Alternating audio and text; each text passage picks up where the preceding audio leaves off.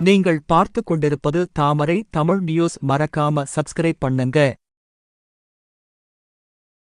திருப்பத்தூரில் மாங்கல்ய பலம் தந்த கணவரின் ஆயுளை பெருக்கும் காரணையான் நோன்பு சரடு பெருவிழா வெகு விமரிசையாக நடைபெற்றது.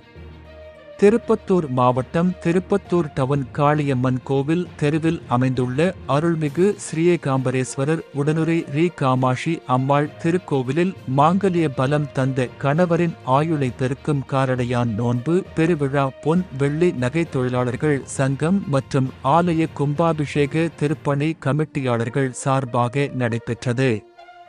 மேலும் அருள்மிகு ஸ்ரீ ஏகாம்பரேஸ்வரர் உடுமலை ஸ்ரீ காமாட்சி அம்மாவுக்கு சிறப்பு பூஜைகள் செய்யப்பட்டு பூ அலங்காரத்தால் ஜொலிக்கப்பட்டு பின்பு தீபாராதனை செய்தனர்.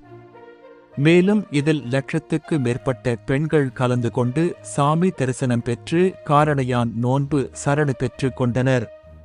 பின்பு கணவன் ஆரோக்கியமாக இருக்க, தீர்க்காயிலா இருக்க, மனைவி தீர்க்க சுமங்கலியாய் இருக்க, கன்னியருக்கு நல்ல மணலான் கிடைப்பார் என்பதற்காக சிறப்பு பூஜை செய்யப்பட்டது.